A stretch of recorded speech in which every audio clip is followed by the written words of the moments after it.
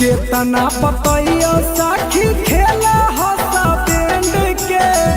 उल्टा पुल्टा काम करे लगे हाफा माइंड के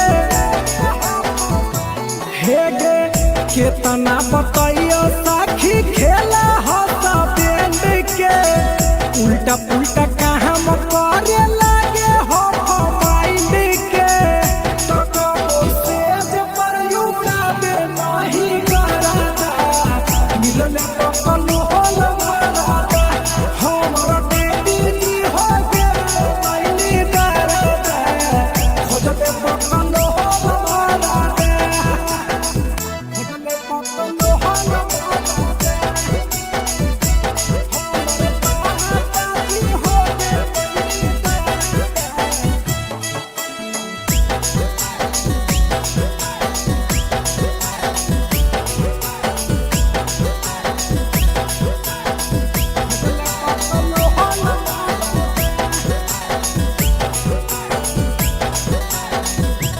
हेगे